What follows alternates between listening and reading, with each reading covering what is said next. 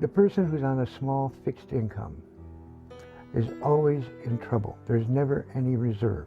You know, they say that they won't turn your power off if you have kids or if you have, somebody elderly in the house. It's not exactly true. It's not exactly true. If you have infants, if you have people on oxygen, things like that, they'll take that into consideration. But you're really at the mercy of the commission. If they want to turn your power off, they will do that.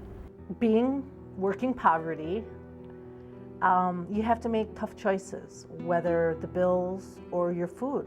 Do you go grocery shopping or do you go down and pay on the gas bill or the electric bill or the phone bill?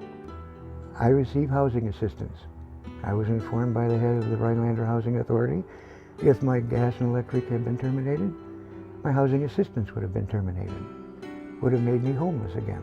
And it's heartbreaking to see a single father with his 3-year-old son and the kids playing in the lobby, and he doesn't know any different. As far as he knows, they're camping right now, because what do you tell your kids? We don't have any power, we can't play games, we can't watch TV, we can't listen to radio, we can't do any of this stuff. They're playing with flashlights in the house. Like, I stayed working part-time so that we wouldn't go over the income limit. And if we did, then we would lose Badger Care and all the benefits that go along with it. My husband had got a raise, and then we ended up losing Badger Care anyways because we made too much money by like $5. So, yeah, we lost it. We came to the conclusion that I was going to have to quit my job in order to keep the Badger Care.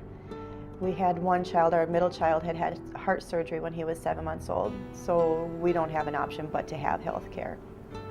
And it was tough. I went in and told my boss the next morning and cried. I'll never forget, we had a family at that time that the mother had gotten, she was a single mom and had gotten a raise of $5, and that $5 would have booted her out of the subsidy system. So she actually refused the raise so that she could keep this child care subsidy.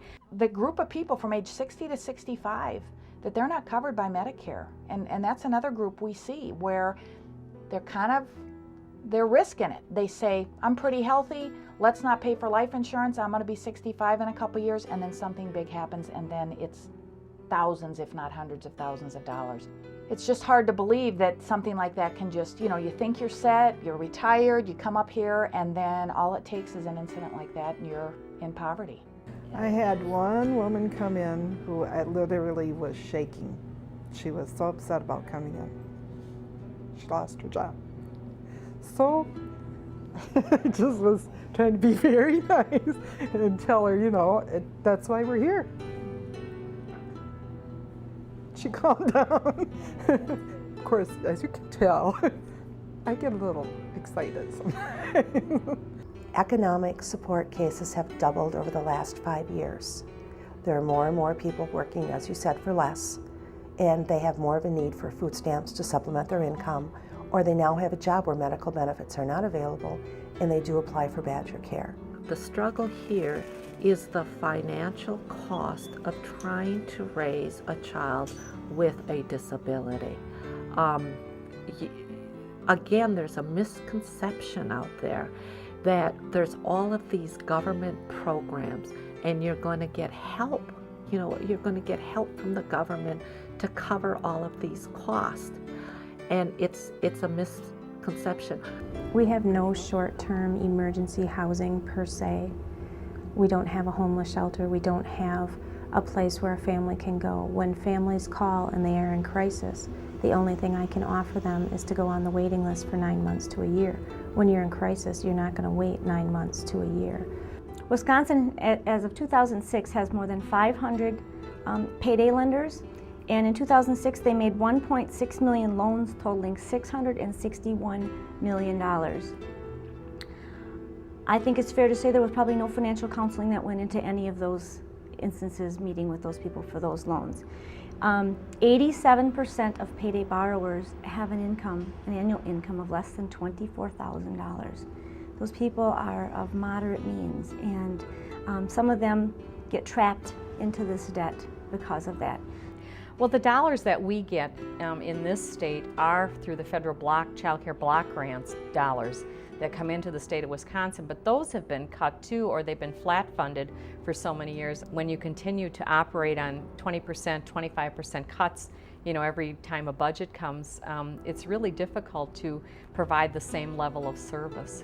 I'm here because I have a brother with Down syndrome who has been living with me for 6 years, and we have been trying to get benefits for him that entire time, and so far we have not been successful.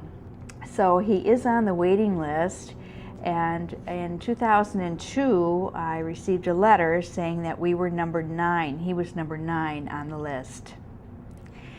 And now I just received another letter just last week. So 5 years have gone by, and he is now number 6 on the list. So in 5 years, he's moved up 3 spaces. So at this point, it'll be another 10 years before he receives any type of services. It seems like it's a slow process to get anything accomplished for the challenged. It just seems like everybody has their own things going and tell us they can't handle more. But I think that it's important that they understand that our challenged people are individuals and also need the same types of things that everyone else has. I just would like to say that I hope that the towns help our challenged individuals get transportation, and I feel in my heart that we're not trying to beg or anything like that. We're just trying to get somewhere, and we need your help. Thank you.